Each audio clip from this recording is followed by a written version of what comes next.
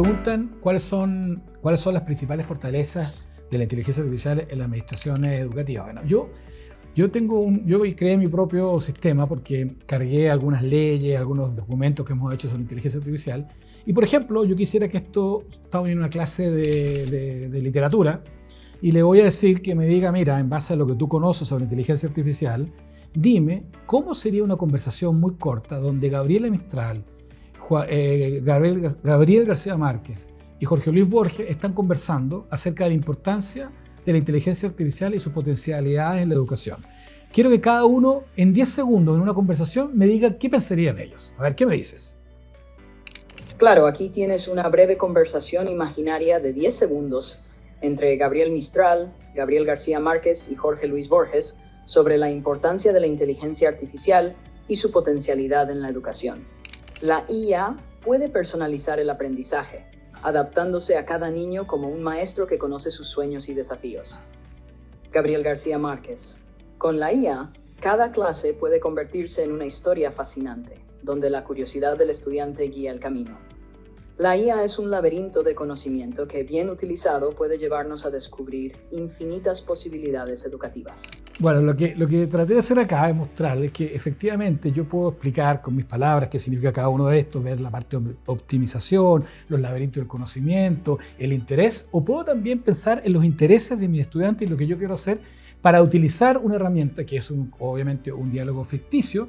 Lo hice corto, pero en realidad yo he visto clases donde los docentes están jugando, están trayendo un poco de juego a la clase, la están haciendo más entretenida, productos que están utilizando estas y muchas otras estrategias de aprendizaje, donde están personalizando el aprendizaje, donde rompe esta idea de que la escuela es una institución que es muy, muy, muy, muy valiosa para la sociedad industrial, porque está muy ordenado, ¿no?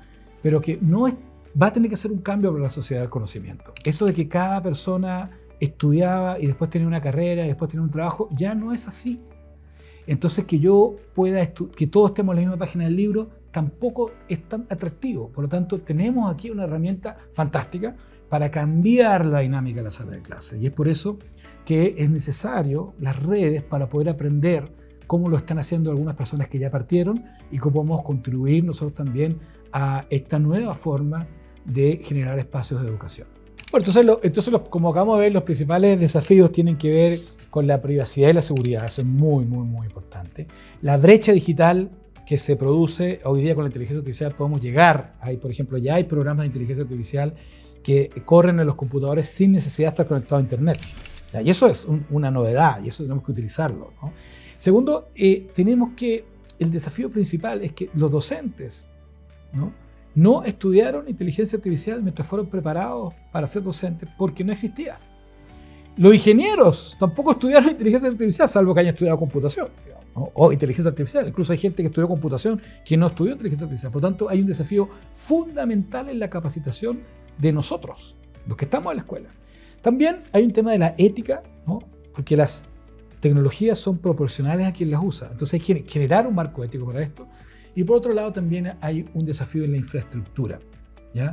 ¿Qué infraestructura vamos a tener? Ya sea de la administración y gobernanza o la infraestructura de las máquinas que vamos a tener para poder sacar partido a esta herramienta.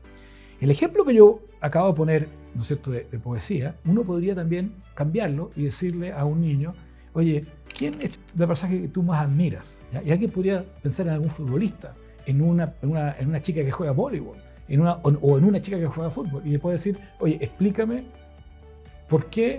cómo explicaría el movimiento de la rotación, ¿no es cierto?, Messi, por decirlo de alguna forma, ¿no? Eso nosotros lo hemos visto que funciona y hay un enganche de los alumnos con lo que está ocurriendo porque es supervisado por un docente. Entonces podemos de verdad avanzar en ideas novedosas, en ideas que parecen disruptivas, pero en realidad es lo que los chicos y chicas hacen todos los días en el resto, que no solo la escuela, ¿ya? La escuela es un espacio de formalización que tenemos que ser capaces de tomar las herramientas y, en vez de criticar a los juegos, en vez de criticar los celulares, proponer ideas, proponer espacios donde los estudiantes se interesen en lo que nosotros les estamos proponiendo. Esto se está haciendo ya en distintos lugares. Yo quiero mencionar, por ejemplo, en Colombia, Critertec hizo un taller de inteligencia artificial para sonidos. Y trabajaron con sonidos, con herramientas de IA para sonidos. Entonces, temas audiovisuales en realidad. Y los estudiantes en esta idea de aprendizaje basado en proyectos construyeron distintos proyectos. ¿Cómo sería el cuidado del metro en Medellín? ¿Cómo el tema de sustentabilidad de la selva? Etcétera. Fueron trabajando, hicieron videos, hicieron podcasts, hicieron canciones, hicieron música urbana, hicieron rap apoyados con inteligencia artificial. La verdad que lo pasaron muy bien, ¿no? Y después llevaron una reflexión. Entonces sacaron de esta idea más bien que todos aprenden lo mismo, a que ellos decidieran, ¿no es cierto?, la manera de entretenerse mientras estaban aprendiendo. Esto se hizo con un programa de capacitación, fueron 6 semanas de una sesión semanal. La verdad, la evaluación fue muy positiva. Los estudiantes se le hicieron pruebas de inicio y salida y mostraron que aumentaron. La percepción, digamos, de que le habían pasado bien ocurre. Este viejo lema que dice: yo aprendo más cuando no sé que estoy aprendiendo. Una segunda idea es lo que está desarrollando el Centro Mata de la Embajada en Buenos Aires, un centro cultural que está allí en la Embajada de Chile en Buenos Aires, que hicieron un concurso donde los niños y niñas pueden ir a los museos a tomar fotos, ¿no? Esas fotos las manejaban con un programa que se llama AutoStudio y modificaban la obra de arte que fueron a ver y le ponían, ¿no es cierto?, algo de su interés. Como por ejemplo, si había una ventana y una persona adelante, hacían que la ventana lloviera, que pasara el sol, etc. Cosas increíbles. Y después le agregaron inteligencia artificial para hacer una obra todavía más compleja, donde se muestra que la inteligencia artificial es algo que sigue tus ideas, no al revés, ¿no? Tú sigue y te da una potencia para hacer ese tipo de ideas. Otra idea que es muy interesante es el Día de la Inteligencia Artificial.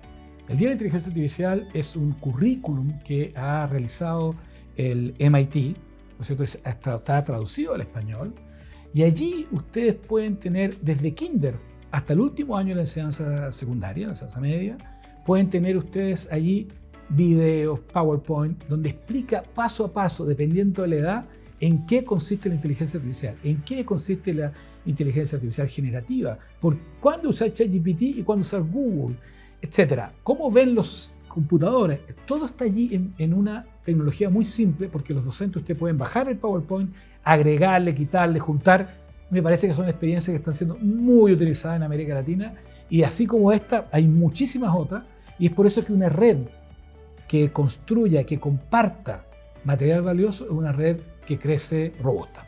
Y es por eso que es importante que sigamos recolectando estas buenas prácticas en el uso de la inteligencia artificial como una herramienta cognitiva.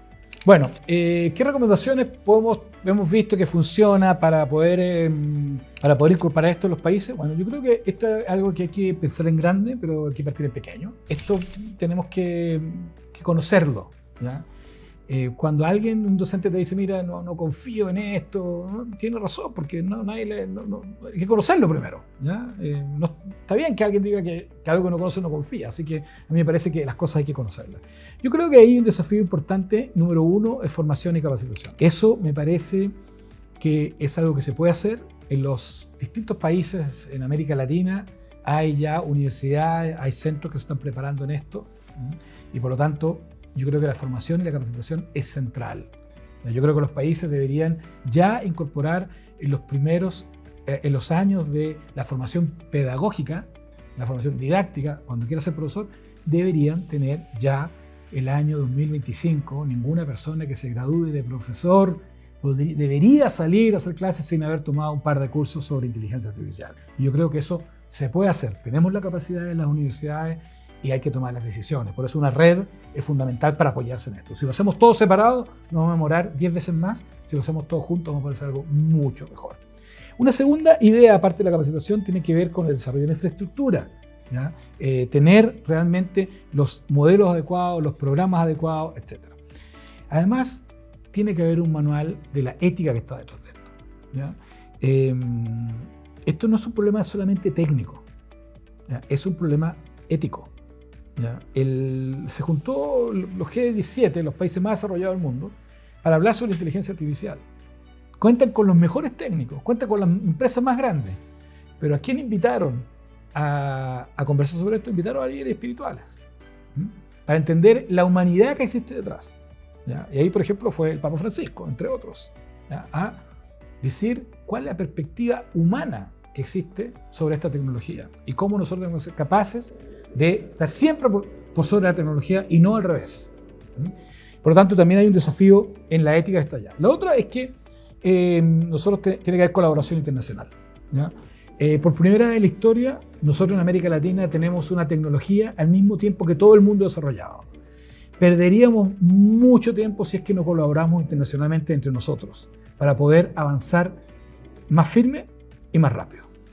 Y la última idea que yo creo que es importante tiene que ver con la inclusión, ¿no? Aprovechemos, por ejemplo, con inteligencia artificial, hoy día puede haber lenguaje de señas automático, puede haber traducciones a lenguas originarias automáticas, no tenemos por qué a la gente hacer, si hablan Rapa Nui, que se lo hagan Rapa Nui, si hablan guaraní, que hablen guaraní. O sea, tenemos la capacidad de inclusión de la lengua originaria, la inclusión de las personas con alguna habilidad diferente, por lo tanto, hagámoslo desde el comienzo. ¿Ya? Esto es una muy buena invitación para eso. Finalmente, creo, al revés de lo que se piensa, esto no es tan nuevo. El laboratorio de inteligencia artificial del MIT empezó a escribir sobre la necesidad de incorporar esto en la escuela en los años 70. Después, en los años 80, Simon Papert escribió un libro maravilloso, Mindstorm, donde tiene un capítulo dedicado a las ideas de la inteligencia artificial en la educación. Ese libro sobre el año 80. Luego, la Asociación Internacional de Inteligencia Artificial para la Educación se creó el año 1993. Y año a año hacen conferencias donde muchas de estas cosas que hoy día son públicas se están discutiendo hace 20 años atrás. Este año va a ser el año 2024, va a ser la conferencia en Brasil. Lo que es importante es que a veces existe la idea, oye, no nos metamos en esto que es tan nuevo. No. La verdad es que hay un camino recorrido. Hay madurez para hacerlo. Por lo tanto, yo creo que en las instituciones de educación tienen que tener la confianza, ¿no? Que si fuimos capaces de incorporar los computadores, si fuimos capaces de incorporar el inglés, si fuimos capaces de incorporar la química, la biología, el arte, los deportes, también vamos a ser capaces de incorporar la inteligencia artificial como una herramienta para pensar. Y que cuando vayamos a la escuela, vayamos al futuro. Cuando un niño, cuando una niña vaya a la escuela, sienta que está yendo al futuro, no está yendo al pasado, está yendo a descubrir el futuro. Y es por eso que nosotros somos firmes en apoyar la red que están ustedes armando, la red que se está creando, porque en la reunión que hubo en Asunción, la cantidad de ideas que había allí, la cantidad de buenas ideas que había allí, merece ser conocida por toda América Latina para que la podamos, y el Caribe para que la podamos aprovechar, ¿no? Entonces, estos esfuerzos, ¿no es cierto?, iberoamericanos de poder construir en conjunto, creo que son realmente lo que al final del día queda como una herramienta para avanzar. Bueno, y una cuestión que es importante, ¿ya?, que al nosotros entregarle a nuestros estudiantes estas herramientas, cuando sepan programar, cuando se puedan expresar de esa manera, como una materialidad, así como cuando hacían una plasticina y hacían cosas maravillosas, después con el lápiz a color hacían dibujos maravillosos, y así después hacían escritos maravillosos, y con el computador cosas maravillosas, con la inteligencia artificial también hacen cosas maravillosas.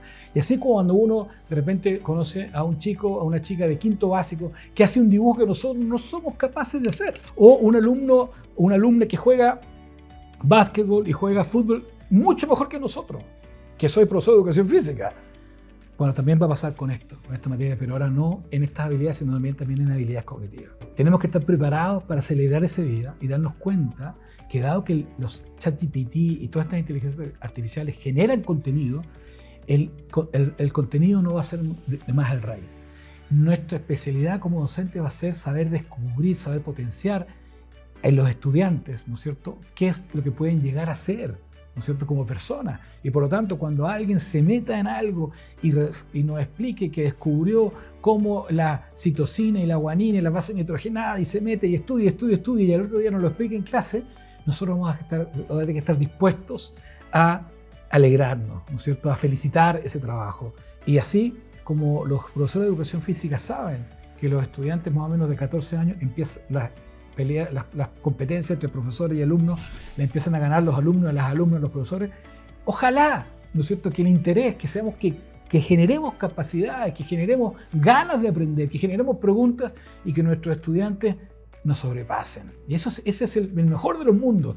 Y yo creo que estamos ante una posibilidad, efectivamente, de estimular